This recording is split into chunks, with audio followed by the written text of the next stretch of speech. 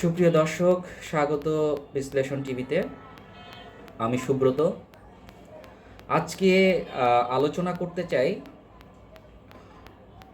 পশ্চিমবাংলার যে গত 2024 সালের যে নির্বাচন হলো এবং 4 জুন যে রেজাল্ট বেরোয়েছে, সেই রেজাল্টের পরিপ্রেক্ষিতে আমরা ভারতীয় জনতা পার্টি এবং তৃণমূল কংগ্রেসের একটা কম্পারেটিভ আলোচনা আমরা এখানে করতে চাই। আমরা লোকসভা এবং বিধানসভা ধরে ধরে আমরা একটু আলোচনা করতে চাই। প্রথমত লোকসভা নির্বাচনের পরিপ্রেক্ষিতে আমরা যদি একটু আলোচনা করতে চাই, 2014 সালে বিজেপি 17.2% ভোট তারা পেয়েছিল এবং টিএমসি পেয়েছিল 39.5% ভোট। এক্ষেত্রে বিজেপি যে 2009 সালে যে ভোট পেয়েছিল সেটা থেকে প্রায় 13.14% ভোট পেয়েছে, অর্থাৎ 2009 সালে তারা 4 বা তার আশেপাশে শতাংশ তারা ভোট পেয়েছিল।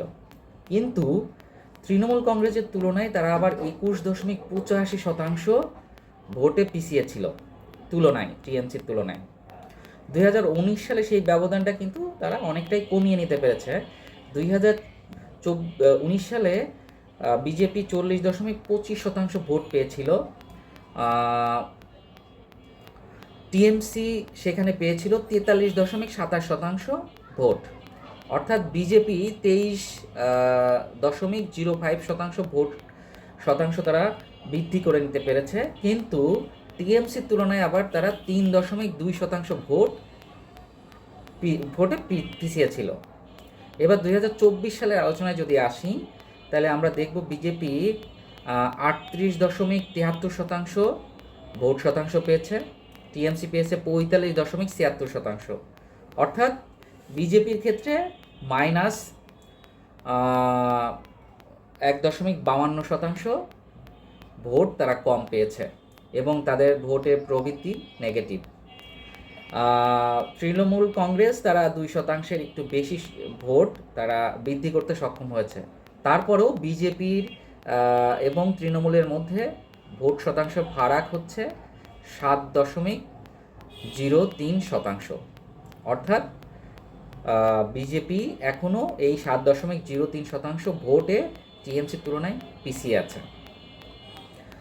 এবার যদি আমরা বিধানসভা নির্বাচনের আলোকে আমরা যদি একটু আলোচনা করি, তাহলে আমরা দেখতে পাই 2011 সালে বিজেপি ভোট পেয়েছিল 4.06% ভোট, টিএমসি পেয়েছিল 38.93% ভোট।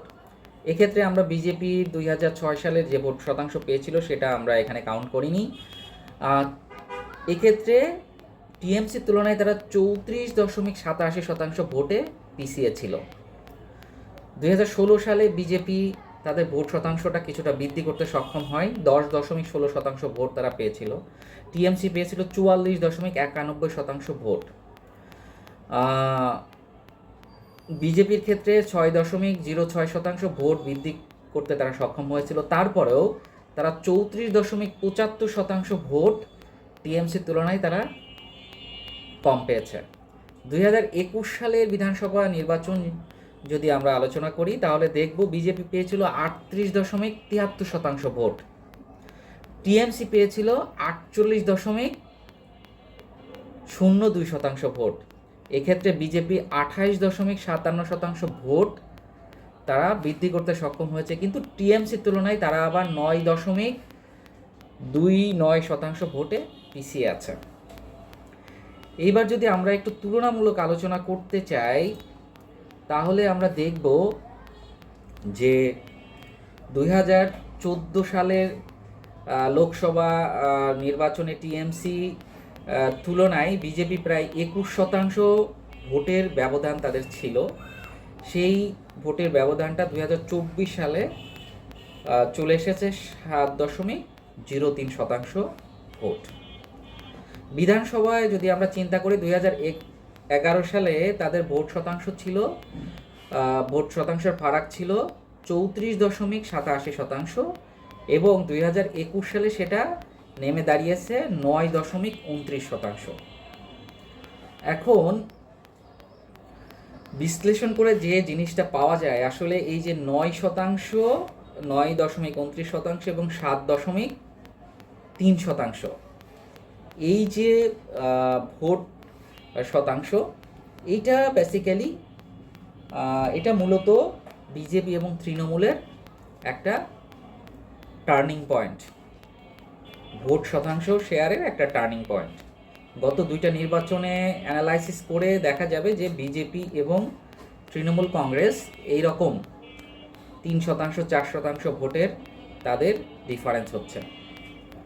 তো মোটামুটি লোকসভা এবং বিধানসভা নির্বাচনে যদি তুলনামূলক আলোচনা করা যায়, তাহলে মূল যে জায়গাটা, মূল যে ফাইন্ডিংসটা, সেটা হচ্ছে যে বিজেপি বিধানসভা নির্বাচনে 9.29% ভোটে পিছিয়ে এবং লোকসভা নির্বাচনে 7.03% ভোট শতাংশে তারা পিছিয়ে।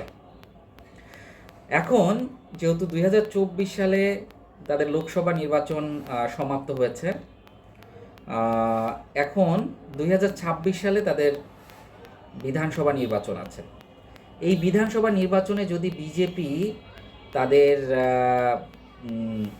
ক্ষমতায় যদি তারা আসতে চায় পশ্চিমবাংলায়, তাহলে তাদের কি ধরনের স্ট্র্যাটেজি, কি ধরনের কৌশল তারা অবলম্বন করতে পারে তৃণমূল কংগ্রেসের বিরুদ্ধে জেতার জন্য।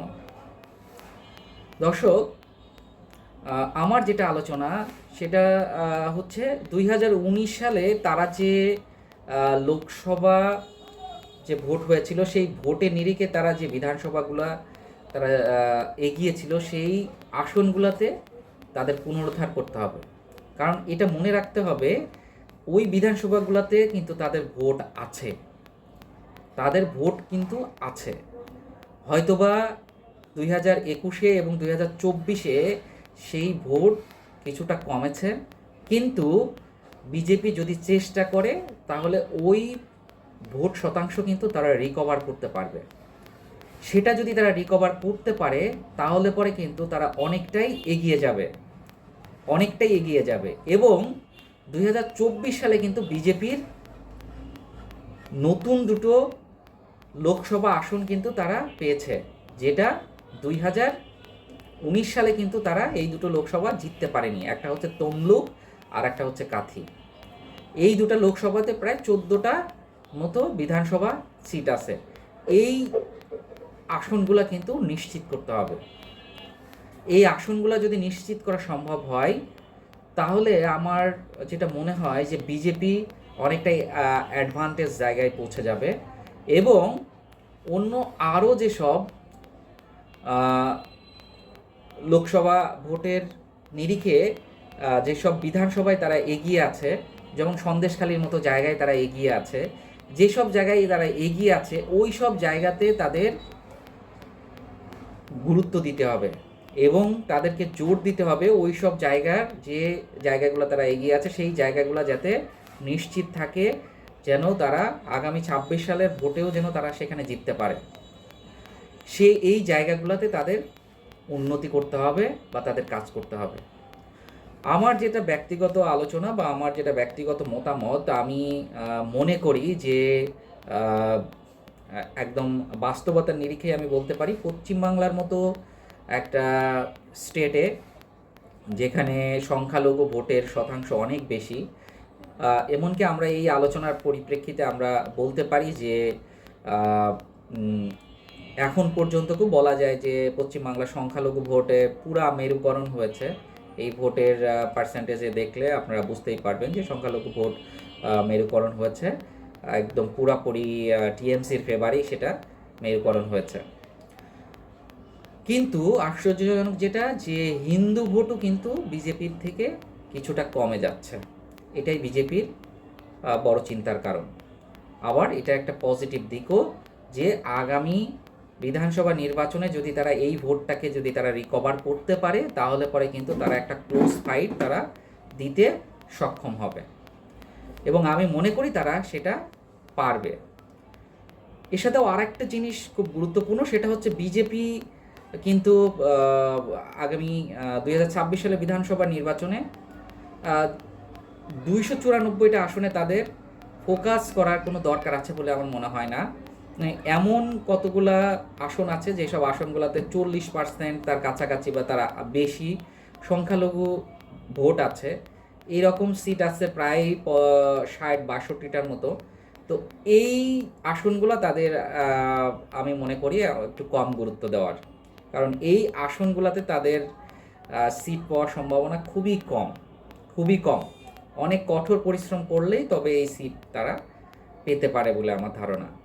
সেই তুলনায় তারা যদি তাদের 2019 সাল এবং 2024 সালের লোকসভা নির্বাচনের আলোকে যেসব বিধানসভাগুলিতে তারা এগিয়ে আছে, সেই সব বিধানসভা এবং খুব ক্লোজ মার্জিনে যেগুলা টিএমসি জিতেছে, সেই জায়গাগুলা যদি তারা ফুটওয়ার্ক করে বা তারা যদি গুরুত্ব দেয় এবং তারা যদি উন্নতি করে, তাহলে আমি মনে করি একটা ক্লোজ ফাইট হওয়ার সম্ভাবনা আছে। একটা জিনিস আপনাদের একটু বলতে চাই যে আসলে 394টা আসনে যদি আপনি আপনার ফুল সময়টা দিতে চান, তাহলে পরে এটা বিজেপির ক্ষেত্রে আমরা বলছি, তাহলে আপনার কিন্তু অনেক রিসোর্স লাগবে, অনেক অর্থ এবং অনেক সময় যাবে। সেই তুলনায় যদি ওই সম্পদ এবং ওই রিসোর্সটা যদি আপনি একদম টু দ্য পয়েন্টে কাজে লাগান, অর্থাৎ ওই 60-62টা সিট বাদ দিয়ে বা কম গুরুত্ব দিয়ে বাদ বাকি আসনগুলোতে যদি ওই রিসোর্সটা আপনি কাজে লাগাতে চান, কাজে লাগাতে পারেন সঠিকভাবে, তাহলে আমি মনে করি তৃণমূলকে হারানো সম্ভব এবং পশ্চিমবাংলায় আমরা বিজেপিকে দেখতেও পারি ক্ষমতায়। তো এইটা একটা আলোচনা, এটা একটা ফ্যাক্ট, এটা হতেও পারে নাও হতে পারে, কিন্তু একটা তুলনামূলক বিশ্লেষণে আমার কাছে এটাই মনে হয় যে 2026 সালে বিজেপির যে রণকৌশল হবে, সেই রণকৌশলে যদি তারা এই বিষয়গুলোতে যদি তারা গুরুত্ব দেয়, তাহলে আমি মনে করি ব্যক্তিগতভাবে যে তার যে বর্তমান যে আসন সংখ্যা আছে, সেই আসন সংখ্যাটা অন্তত দ্বিগুণ করতে তারা সক্ষম হবে। আর দ্বিগুণ করতে সক্ষম হলেই তারা ক্ষমতায় যেতে পারবে, অর্থাৎ তারা তাদের যে হাফওয়ে মার্ক, সেই হাফওয়ে মার্ক তারা ক্রস করতে তারা সক্ষম হবে। অন্যদিকে যদি তাদের যে সম্পদ আছে, সেই সম্পদটা যদি তারা একদম পুরা 294টা আসনেই দিতে চায়, তাহলে পরে সেক্ষেত্রে কিন্তু তাদের জেতা আসনগুলোতেও আমার মনে হয় যে তাদের গুরুত্ব কমে যেতে পারে। সেই জায়গাতে বিজেপির কিন্তু বাস্তবতাটা বুঝতে হবে। এখন পর্যন্ত সংখ্যালঘু ভোটের যে পোলারাইজেশন, সেই জায়গাতে কিন্তু বিজেপি এখনও টাচ করতে পারেনি টিএমসিকে, না নিজেদের দিকে আনতে পেরেছে, না সেই ভোটটাকে তারা স্প্লিট করাতে পেরেছে বিভিন্ন দলের মধ্যে। সো সেই জায়গাতে, সেই বাস্তবতায় কিন্তু বিজেপিকে রণকৌশল ঠিক করতে হবে। তা যদি না ঠিক করা সম্ভব হয়, তাহলে আমি মনে করি যে বিজেপির এই ভোট পার্সেন্টেজ এরকম 38, 39, 40-এর মধ্যেই তারা আটকে থাকবে।